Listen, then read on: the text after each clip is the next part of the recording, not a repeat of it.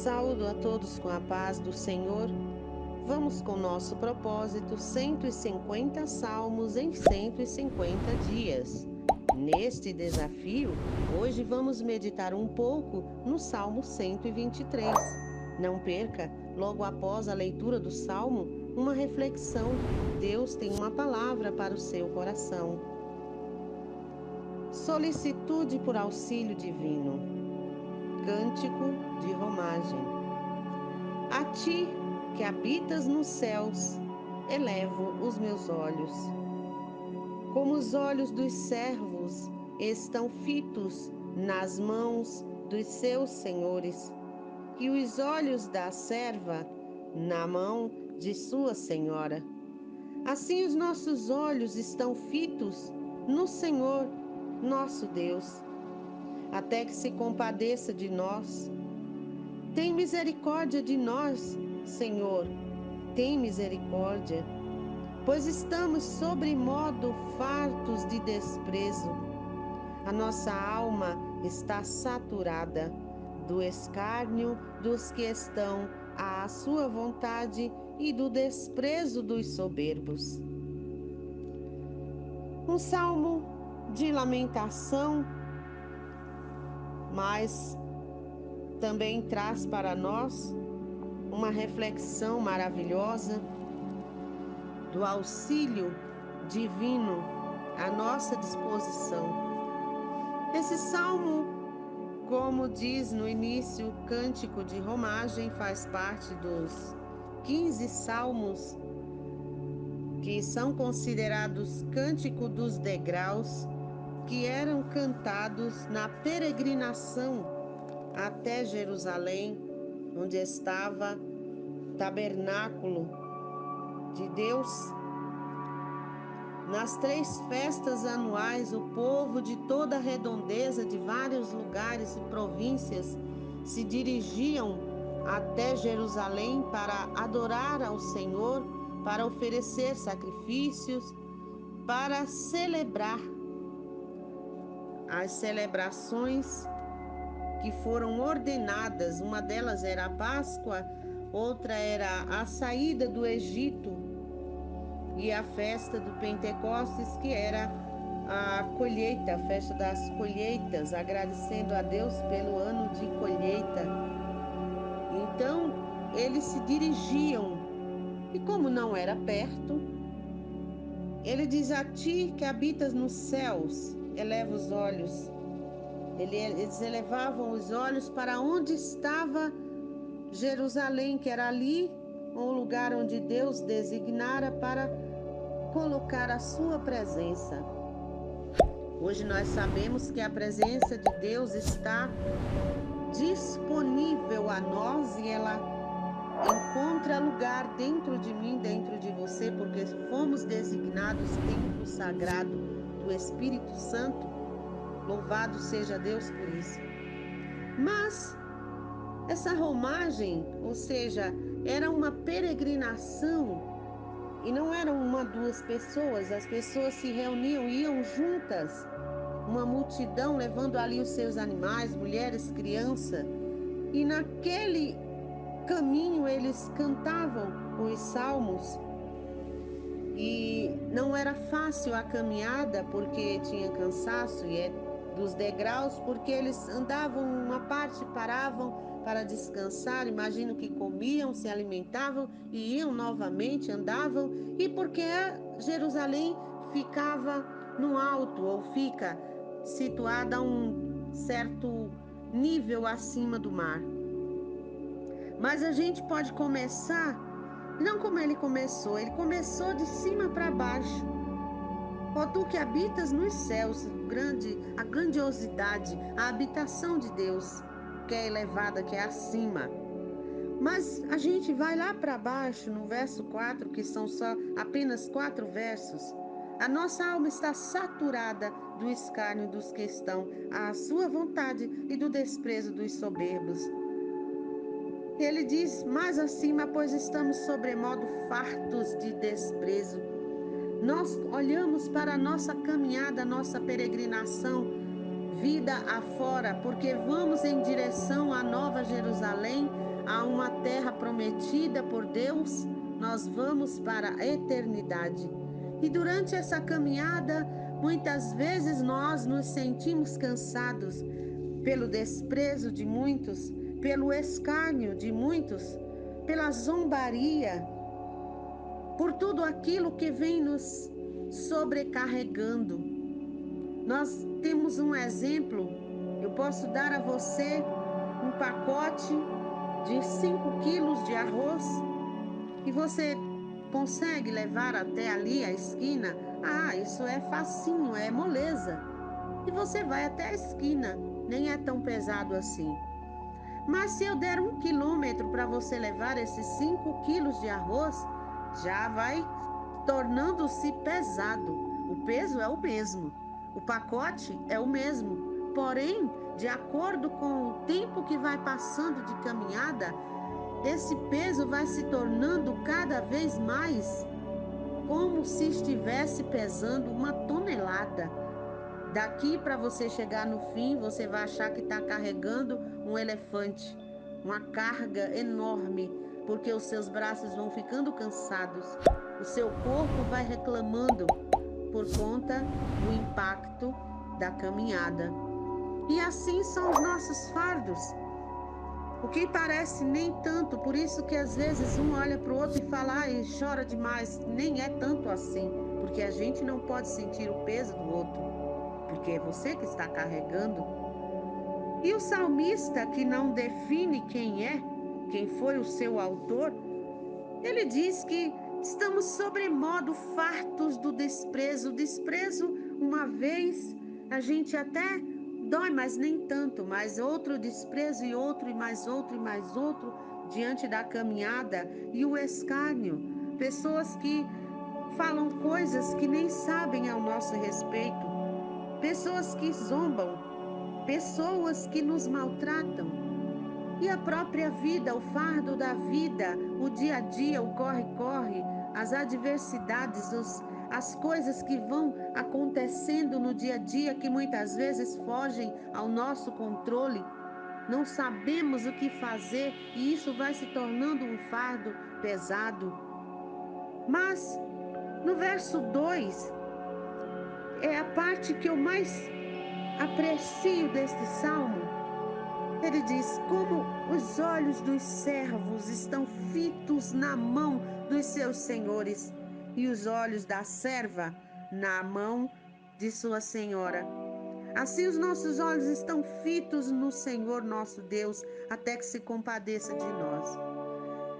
Aqui relata os costumes antigos dos lugares onde tinham senhores e senhoras e os seus servos, aqueles que os serviam.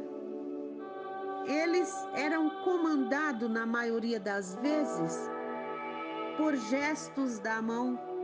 E a gente sabe que muitas vezes a gente nem precisa falar, mas os gestos falam por si só. E pena não poder estar vendo o movimento que eu faço, mas você pode usar a sua imaginação quando eu quero dizer, pode ir. A gente acena com a mão assim para fora e a pessoa entende que já pode sair, pode ir em frente. Mas quando eu coloco a mão parada, a palma virada para a pessoa, eu digo pare, e você imediatamente entende que precisa parar, que não pode avançar. E quando eu faço o movimento chamando, é um abano assim para o meu lado, a palma para o meu lado chamando, eu digo aproxime-se, venha cá. Você entende? Eu não preciso usar, verbalizar e dizer venha cá, apenas eu aceno a mão e você entende, venha para mais perto de mim. E quando eu posso fazer vários movimentos com as mãos e você entende. Muitas vezes nós queremos que Deus venha falar conosco verbalmente, mas nem sempre, porque o silêncio de Deus também é uma resposta. Eu fico sem saber, meu Deus, para que lado vou, o que eu vou fazer, o Senhor não fala nada, e agora tu me abandonaste. Mas, glória a Deus, lá no livro de Isaías diz, Ainda que uma mãe se esqueça do seu filho que amamenta, todavia o Senhor Deus dos exércitos jamais esquece dos seus. Deus, ele não esquece de você em nenhum momento. Ele não deixa de olhar para você em nenhum momento. Deus não deixa a sua situação alheia. Ele está no controle de tudo. Mas ele quer que nós estejamos atentos às suas ordens. Ele diz no início: a ti que habitas nos céus, eleva os meus olhos. E logo após ele diz: como os olhos dos servos e das servas, eu fico atento às tuas mãos, até que se compadeças de nós.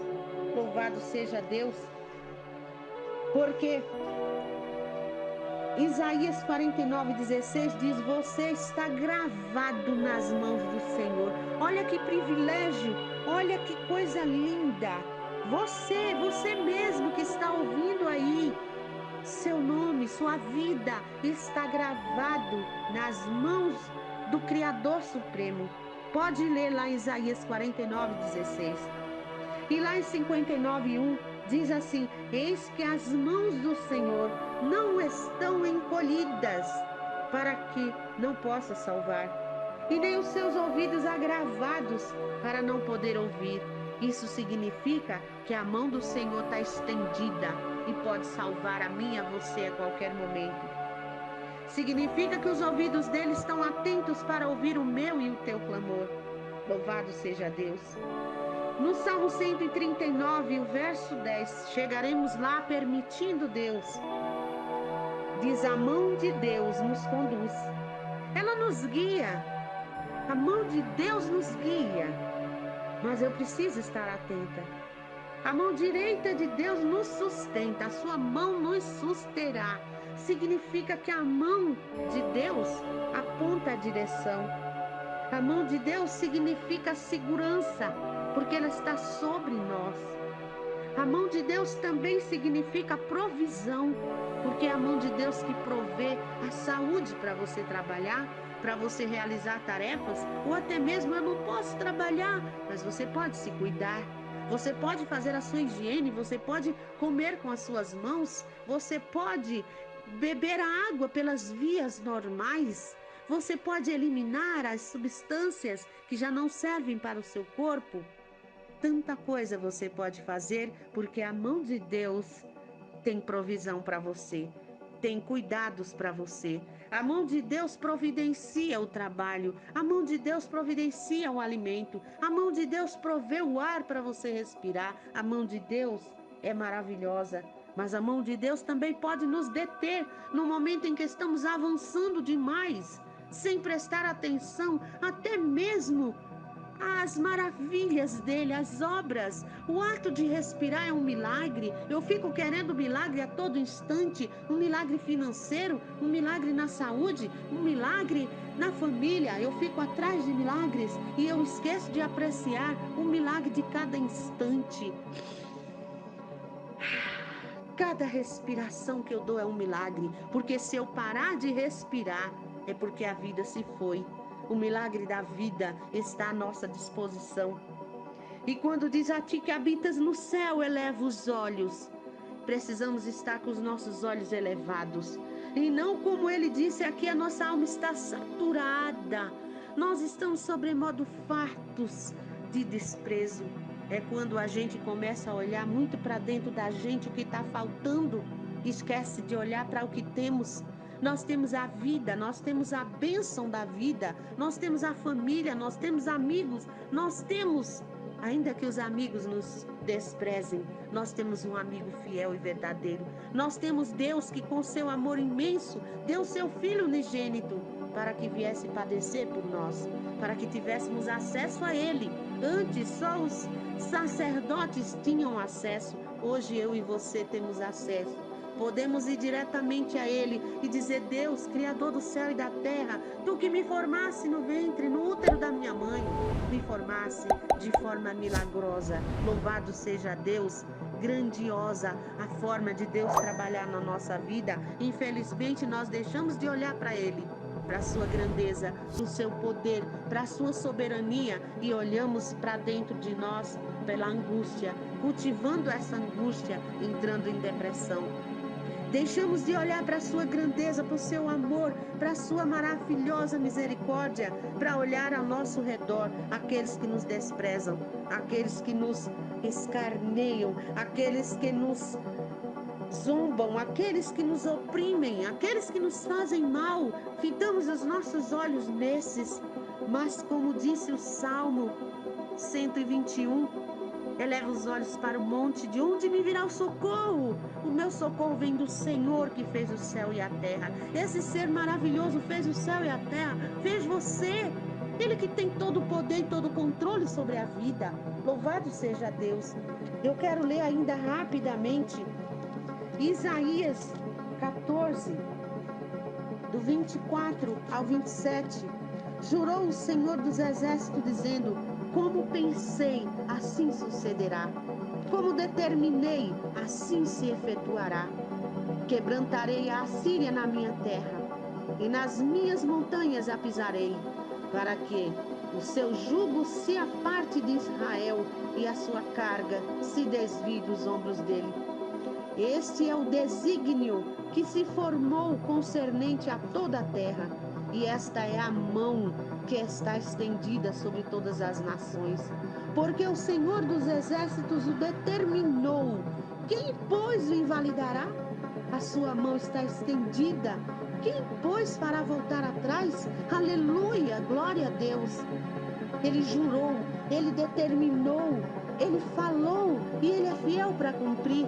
Aqui ele falava para a nação de Israel, e eu já expliquei em outros salmos que a Israel hoje não se limita ao povo judeu. É eu, é você, é todo aquele que se dedica à obra do Senhor, é todo aquele que olha para ele, é todo aquele que reconhece a sua soberania, é todo aquele que faz parte da sua Israel sagrada, da noiva de Cristo, do povo separado, do povo escolhido, porque como ele mesmo disse, Jesus dizendo: não foste vós que escolhestes a mim, mas foi eu que escolhi a vós. Olha que privilégio, não é eu e você que somos bonzinhos que vamos escolher a Deus, é Deus que nos escolhe.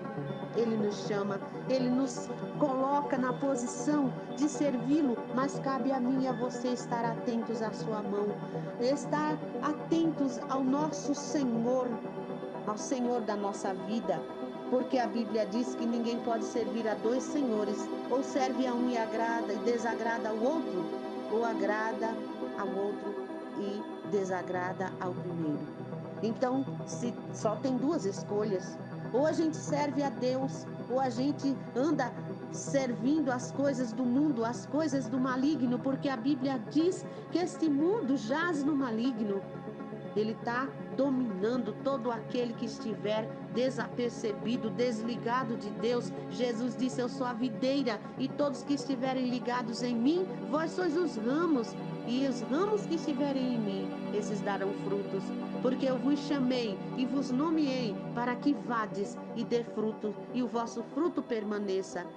Deus quer que você frutifique, dê frutos maravilhosos, frutos de bênção, onde a sua vida seja uma bênção e abençoe também a vida de outros. Louvado seja Deus. Então o Senhor jurou, aquilo que Ele determinou, aquilo que Ele sonhou para você, aquilo que Ele planejou para a sua vida, vai se cumprir, de um jeito ou de outro.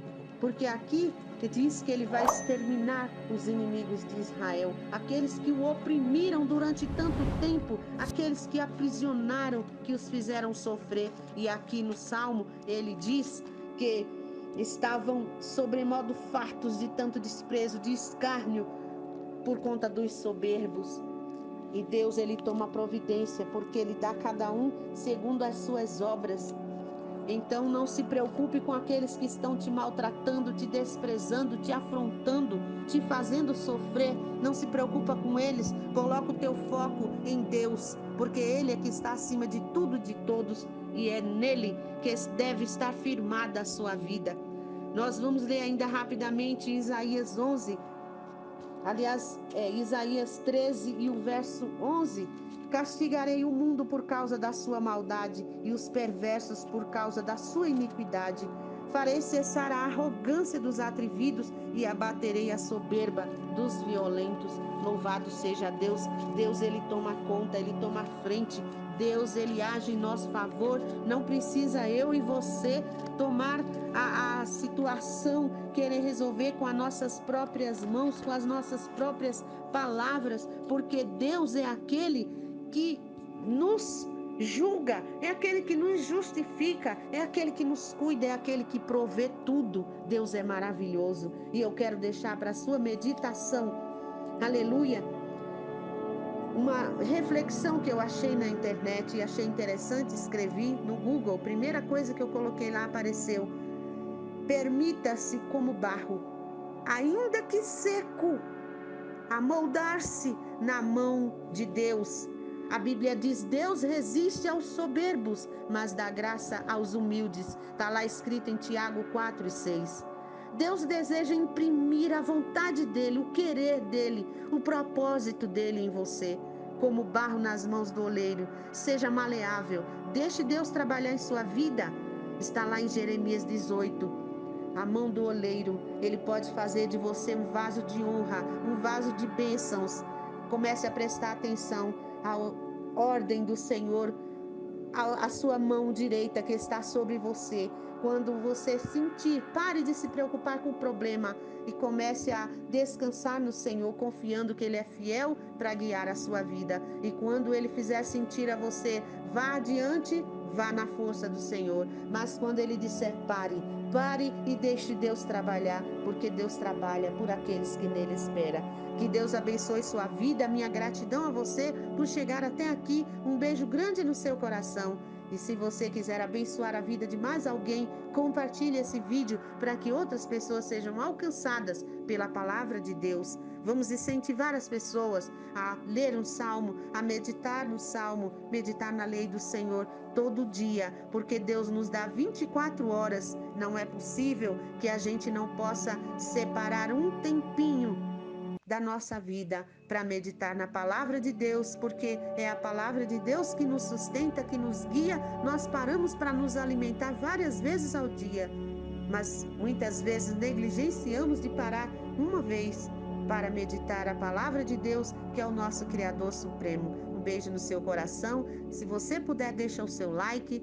Se você ainda não é inscrito, toca no vermelhinho aí, inscrever-se e ajuda para que o canal possa alcançar cada vez mais vidas. Em nome de Jesus. Um beijo grande, gratidão.